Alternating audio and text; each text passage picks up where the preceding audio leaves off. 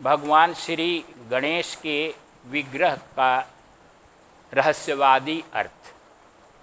भगवान श्री गणेश जो हैं वो प्रथम देव, पूजित देव हैं।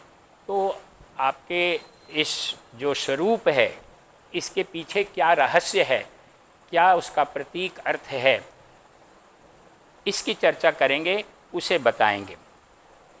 हम उस भगवान श्री गणेश को नमस्कार करते हैं जो इस सृष्टि के कारण हैं, सभी विघ्नों के विनाश करता हैं और जिन्हें वेदांतवादी परम पुरुष परमात्मा और आदि पुरुष के नाम से जानते हैं। वे हमारे सभी विघ्नों को दूर करें।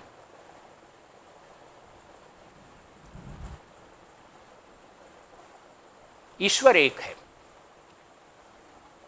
लेकिन इसे विभिन्न रूपों में और विभिन्न तरह से इनकी पूजा की जाती है। इसका कारण ये है कि हमारे सनातनी परंपरा में ऋषियों ने मनुष्य मन की विभिन्नताओं को पहचाना। उन्हें ज्ञात था कि दो मन एक प्रकार से नहीं सोच सकते। अलग अलग विकास की अवस्था में लोग होते हैं, अलग अलग व्यक्ति की पवित्रता, भक्ति, ज्ञान अलग अलग स्तर का होता है। इसलिए वो किसी भी चीज़ को अलग अलग दृष्टि से देख सकते हैं। एक ही चीज़ रहेगी लेकिन अलग अलग व्यक्ति उसे अलग अलग दृष्टि से देखेगा। पुराणों में भगवान गणेश को प्रथम देव के रूप में पूजित करने का विधान है। भगवान शंकर के प्रथम पुत्र के रूप में इन्हें जाना जाता है। लेकिन वास्तव में पौराणिक कथाओं के मूल में बहुत गहरी बातें कही गई होती हैं, लेकिन उसका अर्थ हमें समझाने के लिए गुरु की आवश्यकता होती है। परमात्मा वैसे अनंत रूप का है, अनंत गुण का है और इसकी अभिव्यक्ति अनेक रूपों में होती है। गणेश के माध्यम से, भगवान गणेश के माध्यम से परब्रह्म परमेश्वर की ही पूजा की जाती है। उनके एक पक्ष का पूजा किया जाता है। गणेश का अर्थ होता है गणों के ईश। गणेश, गण का मतलब है जो सृष्टि के निर्माण में जो पंच तत्व हैं उनके अधिष्ठाता देव को गण कहते हैं। पंच तत्वों के अधिष्ठाता जो देवता हैं उन्हें गण कहते हैं। और ये जो पंच तत्व हैं, पृथ्वी, जल, अग्नि, वायु, आकाश, उनसे इस सृष्टि की रचना होती है। तो इन जो पंच तत्वों के प्रिसाइडिंग डीटी यानी जो अधिष्ठाता देव हैं उनको गण कहते हैं और उन गणों के जो स्वामी हैं उन्हें गणेश कहा जाता है।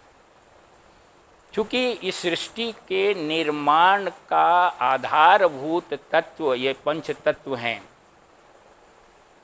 और उस पंच तत्वों के देवताओं के भी स्वामी श्री गणेश हैं, वास्तव में ये श्री गणेश परब्रह्म परमात्मा की ही अभिव्यक्ति हैं, क्योंकि तत्वों के स्वामी परमेश्वर, परमात्मा, ईश्वर, ब्रह्मन ही हैं। इसके साथ साथ परमात्मा का जो एक सीमित पक्ष की जब हम आराधना करते हैं, पूजा करते हैं, उस सीमित पक्ष से हम परमात्मा के असीमित पक्ष तक पहुंच सकते हैं।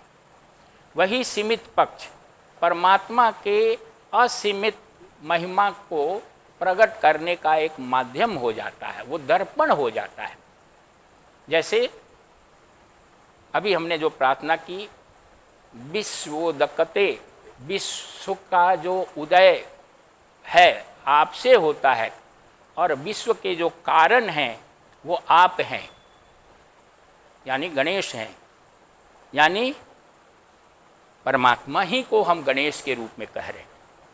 गणेश जी का जो विग्रह है उसको अगर हम ध्यान से देखें तो इनके 4 हाथ हैं, हाथी का सिर है, सूंड है, 4 हाथों में एक में कमल है, दूसरे हाथ में लड्डू का थाल है, 2 हाथों में अस्त्र शस्त्र है, इनका बहुत बड़ा पेट है, लंबोदर हैं,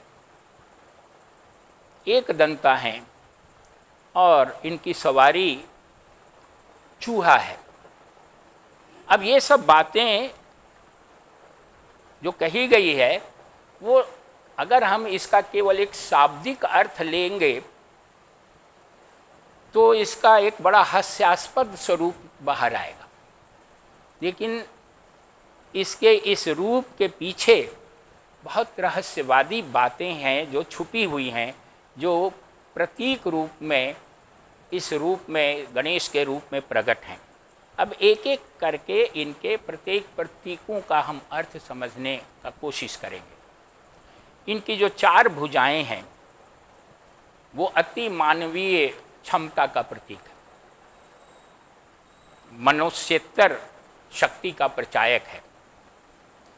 इनका सिर जो है वो हाथी का है, ये ज्ञान और वैभव का प्रतीक है, विशालता का प्रतीक है, ज्ञान की विशालता, वैभव की विशालता।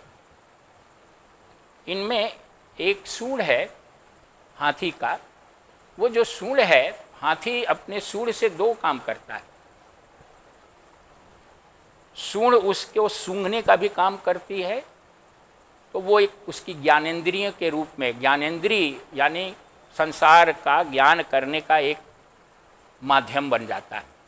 और सूंड से हाथी बहुत सारे काम करता है, पकड़ता है, तोड़ता है, खाता है, बहुत पीता है, बहुत सारे कार्य करते हैं, यानी उसकी कर्मेंद्रियां भी हैं। यानी वो सूंड से ज्ञानेंद्रियां, कर्मेंद्रियां दोनों का काम लेता है।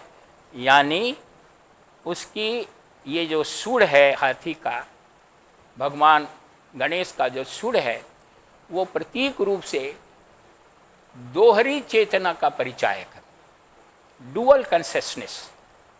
दोहरी चेतना का मतलब होता है सीमित रूप में व्यक्ति जीव भाव में जीता है, जीव सत्ता में जीता है, लेकिन जब उसकी आध्यात्मिक उन्नति हो जाती है, आत्मज्ञान की अवस्था में व्यक्ति द्वय चेतना में जीता है, उसकी दोहरी चेतना हो जाती है। दोहरी चेतना का मतलब क्या कि एक और उसे अपने जीव भाव का भी बोध होता है कि मैं अमुक हूँ, मेरा ये शरीर है। जीव को जैसे बोध होता है ये घर है, मेरे ये परिवार वाले हैं, उस जीव भाव की परिसीमितता, लिमिटेशन का बोध के साथ साथ आत्मज्ञान की अवस्था में उस आत्मज्ञानी को, जो जीव था, वो जब आप जीवन मुक्त हो जाता है, उस समय उसे ब्रह्मांडीय चेतना का, अपने ब्रह्मांडीय स्वरूप का भी ज्ञान हो जाता है कि मैं ये शरीर नहीं हूँ, मैं इस शरीर से परे आत्मन हूँ। तो उस सीमित जीव भावना के साथ साथ उसे अपनी ब्रह्मांडीय चेतना की भी अनुभूति, आध्यात्मिक साक्षात्कार की स्थिति में, जीवन मुक्त की स्थिति में हो जाती है। तो ये जो दोनों भाव उसमें वर्तमान रहता है वही डुअल कॉन्शसनेस कहते हैं। ये जो सूंड है भगवान गणेश का डुअल कॉन्शसनेस का परिचायक है। उनके 2 हाथ में, एक में कमल का पुष्प है और दूसरे हाथ में मिष्ठान से भरी थाली। कमल का पुष्प आध्यात्मिक उद्घाटन विकास का प्रतीक है। हमारे भारतीय जो परंपरा है उसमें कमल के पुष्प को आध्यात्मिक विकास, चेतना के विकास का प्रतीक माना गया है, परिचायक है। तो कमल का पुष्प एक हाथ में यानी आध्यात्मिक चेतना के परम विकास की अवस्था, उसका प्रतीक है। दूसरे हाथ में मिठाई से भरी थाल है, लड्डू से भरी। आत्मज्ञान की अवस्था में, आत्म साक्षात्कार की अवस्था में जो परमानंद की मिठास, माधुर्य, जो मीठापन अनुभव होता है, जो अनंत आनंद की अनुभूति होती है, वो श्री गणेश की एक हाथ में जो मिष्ठान से भरी थाली है उसका परिचायक है कि आत्मज्ञान की अवस्था में व्यक्ति को परमानंद के अद्भुत माधुर्य, मिठास का अनुभव होता है। दो हाथों में, अन्य दो हाथों में, एक में अस्त्र है, दूसरे में पाश है बांधने वाला। ये परिचायक हैं साधक के सीमित मन के माध्यम से जो आसुरी शक्तियाँ क्रियाशील होती हैं, आसुरी शक्तियाँ जिनसे जो उसको आगे बढ़ने में अवरोध पैदा करती हैं, उन आसुरी शक्तियों के विनाश के लिए उनको बांधने के लिए, कंट्रोल के लिए पाश और अस्त्र दो हाथों में भगवान गणेश का है। यानी जब साधक अपने दोष दुर्गुण को आध्यात्मिक अस्त्र के द्वारा, साधना के द्वारा नियंत्रित करता है, विनाश कर देता है, तो वो ब्रह्मांडीय चेतना के रूप में उसका विकास होता है, जो कमल के पुष्प के रूप में यहाँ पर दर्शाया गया है। भगवान गणेश एक दंता हैं, एक दांत है उनका। एक दांत जो है वो समस्त सत्ता की अद्वैतता, नॉन डुअलिटी का परिचायक है। यानी समस्त ब्रह्मांड में एक ही सत्ता है, अद्वैतता है। यहाँ नाम रूप की जो विभिन्नता दिख रही है वो सतही है, बल्कि सबके पीछे, सबके मूल में एकमात्र ब्रह्मांडीय सत्ता ही विद्यमान है।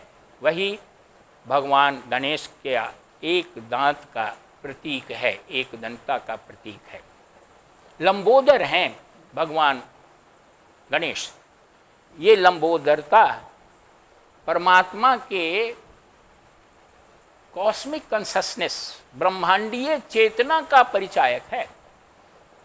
ब्रह्मांडीय चेतना में सब कुछ समाहित है, सब कुछ ब्रह्मांडीय चेतना में समाहित है और सब में वो ब्रह्मांडीय चेतना समाहित है। भगवान गणेश का जो बड़ा सा लंबोदर रूप है वो इस ब्रह्मांडीय चेतना का प्रतीक है, जिसमें सब कुछ समाया हुआ है और वही ब्रह्मांडीय चेतना सब में समाई हुई है। इस प्रकार से ये उनका जो रूप है वो परमेश्वर, परमात्मा, ब्रह्मन,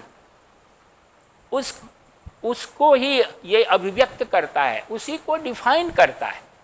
लेकिन चूंकि जितने भी हमारे धार्मिक कार्य हैं, शुभ कर्म हैं, हम कोई नए कार्य का आरंभ करते हैं तो सबसे पहले भगवान गणेश की पूजा करते हैं। इसलिए पूजा करते हैं कि ये समस्त सृष्टि के प्रथम देवता इसलिए माने गए हैं कि ये सृष्टि का जो ईंट है, जो सृष्टि ये बनी है वो तत्वों से बनी है और उन तत्वों के अधिष्ठाता देव के स्वामी भगवान गणेश है।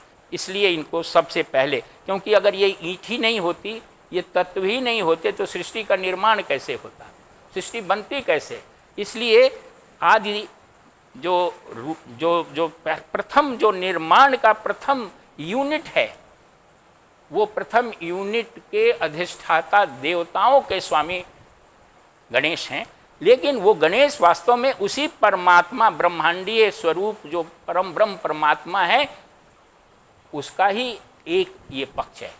इसलिए ही जो अभी हम लोग ने ध्यान किया उसमें कहा गया है कि वेदांत वेत्ता इसको हैं, इसको परम प्रधान और पुरुष कहते हैं। कुछ परम यानी अल्टीमेट, परम परम परमात्मा, परम प्रधान यानी मुख्य, और पुरुष यानी सेल्फ। तो ये उसी ब्रह्मांडीय सत्ता का एक पक्ष है। इनकी सवारी चूहा है, मूषक है। चूहा जो है वो अंतः प्रज्ञा का परिचायक है, इंट्यूटिव विजन का परिचायक है।